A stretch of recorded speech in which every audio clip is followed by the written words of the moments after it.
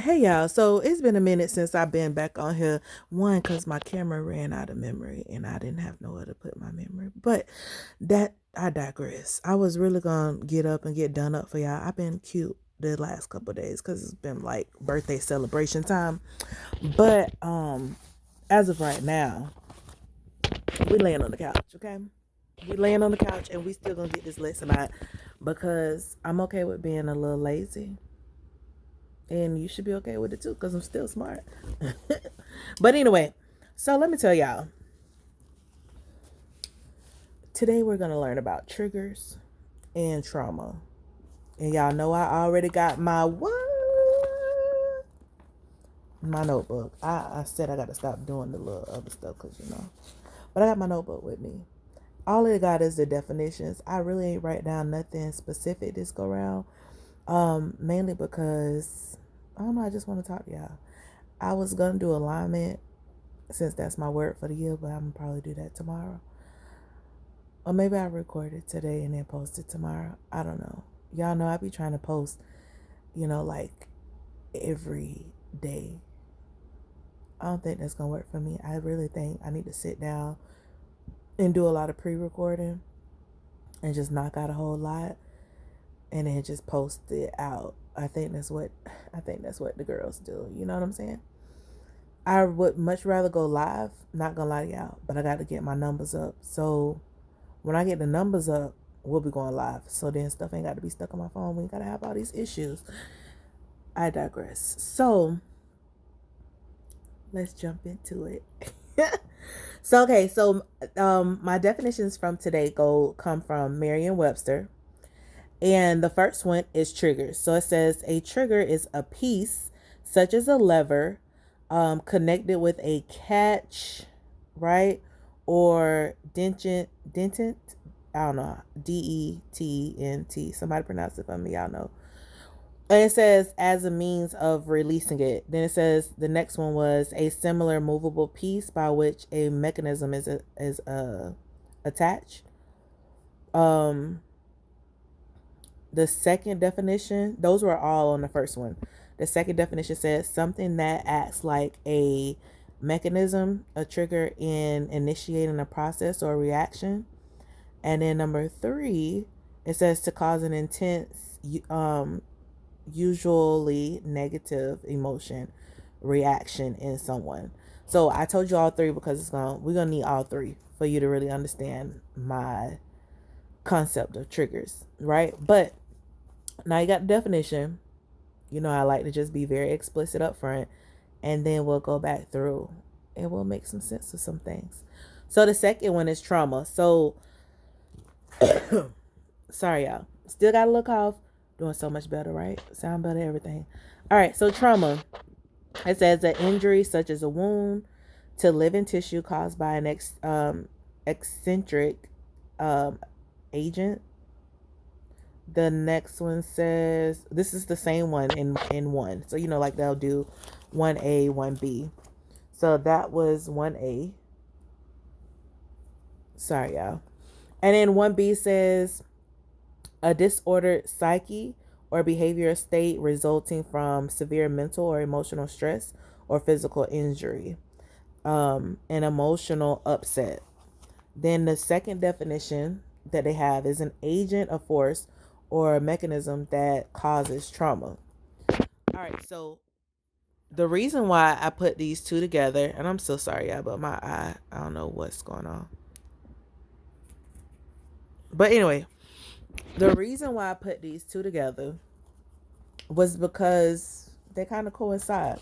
So I have this firm belief, and I wrote a couple things down as like reminders. It's really short and sweet. I'm gonna just sit it over here so I can gleam at it every now and again. But let's have this little conversation, y'all. All right. So ultimately, for me, my concepts when I was sitting here thinking about this earlier today, I was like, a trigger is pretty much an emotional response to something that, um, to some unknown wound, right? Because usually what happens is that you experience some type of trauma in your past, and you may not have taken care of that trauma because you didn't have the skills or the tools to do so. So what you do is you try to alleviate it as much as possible when you're young, and then, or at least cover it up. But then you also get exposed to similar stimuli. And I'm gonna break this down in layman's term for me, because some of y'all might be like, what you saying, girl? But either way, right? So you get exposed to similar stimuli, and it becomes compacted, and it rests in the body. And when I talk about, this is going to go well when I start to talk about chakras. And so anyway, the energy stays still in the body. It doesn't move. And then it starts to rear its head in different ways. So say, for instance, you have, let me try to be more specific. Let me look over here. All right. So I put triggers are given negative connotation in terms of emotions. Think that I think, so this is what I put. I think that it is a latch to your emotional baggage that needs to be revealed or empty. Revealed or empty. And so then I put in my notes, vacation, packing, unpacking. Oh, okay. So I'm going to do that too. I'm trying to come up with a good example. Okay, so let's do this one.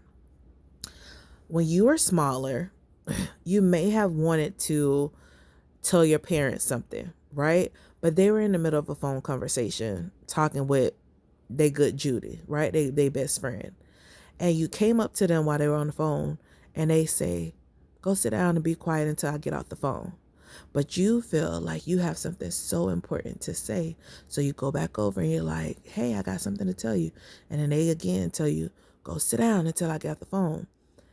So you go sit down, the phone call, 15 minutes later, you like, she gonna be talking forever, because as a child, 15 minutes is a long time. So you go back over, and at this point, the third time that you're going to tell your parents, now instead of them, pausing to say, what is it or whatever else, they are upset because they've told you multiple times to go sit down until they get off the phone. So at this point, they're going to yell, because that's the way that they've learned how to communicate, right? It's as though you did not hear me, which is why you didn't understand me, versus you understood what I said because you did exactly what I said, so you could check off understanding. But the amount of time you felt it should have took and the amount of time I took was two separate things. So now you go over, remember this is the third time, and they're like, go sit your ass down, da, da, da, da, and they in this uproar. And so you go and your feelings are hurt. Now, initially, that may not have been anything, major to you, but then it gets compounded, right? So that means it gets added on top of. So then the next time you go and you're trying to have a conversation, now let's say your parents are watching TV. And the same thing happens. Go sit down till, I tell you I'm ready to talk. Go sit down. Don't talk to me right now. Don't give me a few minutes. Whatever it may be, you get pushed away. And then you're like, okay, it's been 15, 20, 30 minutes. The show has gone off. A new show's come on. Now you're trying to talk again, and they're now again going to yell at you because they are frustrated, right? And whatever stressors they may be going through, those stressors you don't understand because they weren't identified or explained to you. All you recognize is this, that every time you want to say something or have a conversation, they are busy. So this happens years and years and years at a time. That's again more compounding issues, right? Same trigger, the idea of wanting to be able to be heard, to be seen, to communicate, but always getting a negative response when you feel as though it is valid or important. So let's say now you're in your teens, you found other friends to hang out with. Your parents now want to communicate with you. Hey, do you want to X, Y, Z? No. and you become more standoffish, and you become more rigid in your response and in your demeanor with your parents, because now the shoe is on the other foot and you don't need their attention anymore because you're finding it from somewhere else. You've gone outside of this nuclear or the nucleus family, right? And created your own extension or extended family, or you have a group of friends who, you know, who's there to accommodate you. Okay. But now, right? Say for instance, you have a friend who may tell you, "Hey, I can't talk right now. I got to do X, Y, and Z," and they forget to call you back. So now that becomes a trigger to the childhood trauma. Although you may not express it as such, you might just tell your friends, "Hey, I don't like that you didn't call me back," or whatever, and your friend's like, "Oh, I forgot, da da da," and it's very nonchalant for them, but it's something that already has an emotional response for you. So you continue down this path of thinking that people don't appreciate you. Maybe you may feel neglected, you may feel unheard, you may have a lot of other negative connotation around that type of response based off of the years and years of um belittling, I guess, or the neglect that you experience. So then when you get into a relationship, that's when it starts to come to a head, right? That's when you start to see, sorry y'all, my phone about to die, so I'm trying to click it to this little charger thing. Trying to get it to this little charger thing real quick. But anyway, so right, so then you get into relationships, and then that's when you start to really see some of the issues. And then this is when you have someone who cares about you allegedly, or love you, whatever it may be. And they may really do it. I say allegedly because situations can vary, right? But you have someone who then does those same things, and then you find yourself being very out irate about the response. And then that person may be like, "Why you always get mad when I tell you I'm gonna call you back, I'm gonna call you back?" And they might actually do call you back, but because you never worked through whatever previous issues, the idea that them rushing you off the phone may irritate you. That's your trigger, right? This now becomes a trigger. Anything that's related to that, or it may be something totally different. Whereas you're walking or you're in a club with a friend, and you're like, "Oh, you know, XYZ," you may whisper, say something to your friend, and your friend honestly can't hear you because the music's too loud, and they just be like, all right, tell me later, and they kind of brush it off. But then they may walk over to another guy or girl and start talking because that's who they want to be with, or that's who they want to go home with, or whatever it may be. And then you kind of find yourself upset, mad, devastated, however you want to say. um but you getting upset, that's the emotional response. When you start to feel these negative feelings that come up on, it could be just basic things that happen in life, or someone says something in particular and you're just like, taken aback. These are parts of the trigger, right? Again, remember the definition. Let me look at it again. But it says it's going to cause an intense and unusually negative emotional reaction in someone. But also remember, the other definition says that it is an mechanism, a trigger in initiating a process or reaction. So what I've noticed lately is that a lot of people use their triggers like, "Oh, I've been triggered," and they use it as an excuse to kind of be negative or go off, versus finding the emotional intelligence to understand why they're having these triggers. And so, like I said before, triggers lead to the emotional baggage. They lead to some type of trauma that has been swept under or been hidden for a while.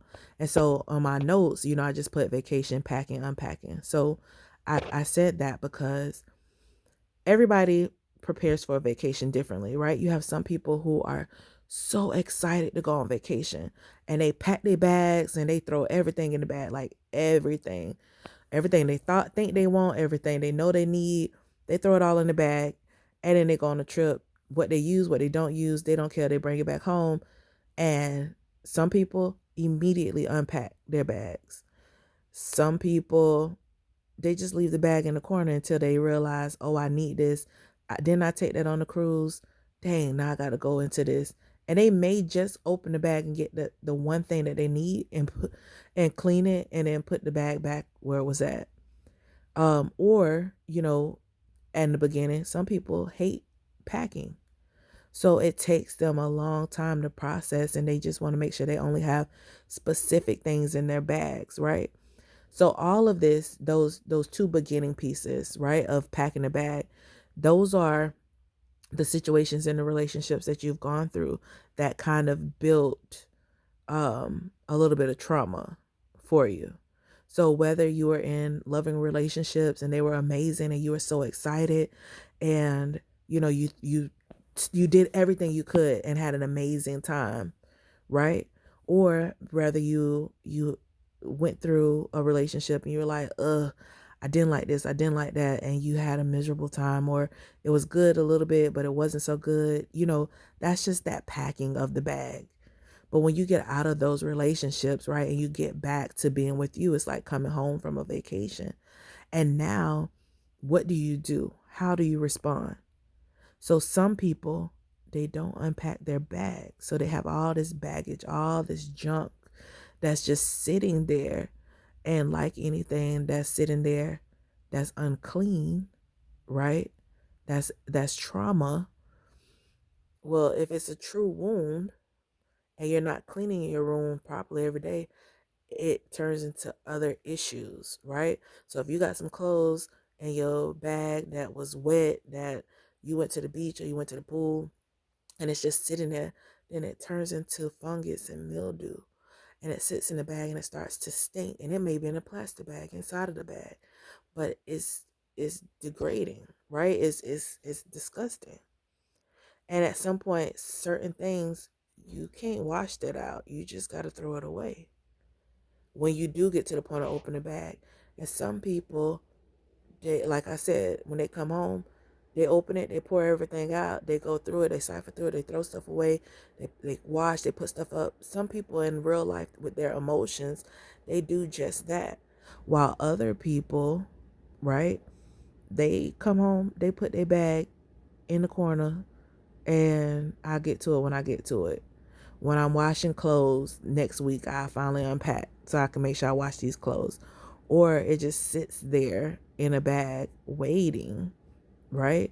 And so all your trauma, you haven't dealt with your childhood trauma. You haven't dealt with, your trauma, the traumatic experience you had as a teen.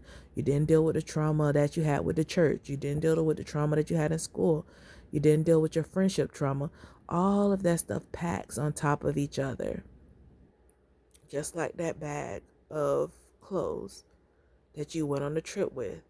Because remember, this is your trip called life. If you're not unpacking it and cleaning and washing all that stuff out, it sits. And sometimes some stuff is easier to overcome, while others, you may have a bag within a bag, right? If it was wet clothes, I'm going to have it in two bags, right? And one to trap the water, one to keep it from, whatever's in that bag from getting onto my other clothes. Who knows? Or maybe you set it out and it's dried and it's crispy, crispy, crackety, but it's still not clean just because it's dry. It's just dried up with, uh, you know, I was going to say bleach, but whatever they put. Look, the pool cleaning solution, I don't know why I'm catching a blank right now. Chlorine. It's taking me a minute. But it's dried up with chlorine in it. It's stiff, right? So these are all of those things that come into play.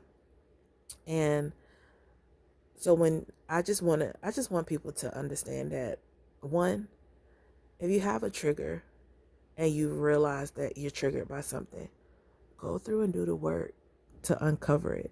And that work may happen over and over again, because I told you guys this with the healing video, that things are healing takes a process, and sometimes it's never complete, right? It's never perfect. Perfect means complete, etymology wise. Perfect means complete. So sometimes it's never complete, so it's never perfect. While as some things, right, as soon as you addressed it, it's perfect and it's complete and it's done. So understand that there's levels to it. As you elevate and you grow and you continue to get knowledge, information, and turn the information to knowledge and then into wisdom, understand that you may have to go through a process 2, 3, 4, 5 times or more until you get to the very beginning, right? Because you're carrying baggage from years and years and years, from situations you don't really remember. And that's why you get a therapist or someone who can help you unpack it. Not all therapists are not created equal, but they can help. They have tools to assist you, in figuring these things out and in working through your past. Go get you a coach who can assist you in identifying some things in your present and make some adjustments so you can prepare for the future that you want. Okay, y'all? Get you a mentor, go take a class, go elevate yourself, go do something. But it is only up to you. The only person you can control is you. So do your best to heal you. The only person you're going to live with forever, the only person you're going to die with is you. No matter what else happens, whoever comes and goes. So make sure you're taking care of you. Make sure you identify your triggers. Help yourself, right? Uncover the traumas that created the triggers. And know that excitement, this is something else that I had wrote down about excitement and then having anxious and nervous energy. They're all similar. It's just different based off of your perspective. So when you start to get anxious, when you start to get nervous, when you start to get excited, figure out a way to ground yourself. Gain control of your mental state, your mind, which we already talked about that a little bit. Gain control of your mind, because that deals with how you perceive your life, how you perceive those around you, and it deals with your emotions, your feelings. So you are in control of those things. All right, y'all. Remember to be the best version of you. And I love y'all, and I'll see y'all again another day. I actually probably post tomorrow because I got to get y'all these days because I'm tripping. And it is what it is. I ain't got nothing else to say, but it is what it is. It's free. So, hey, love you. Bye.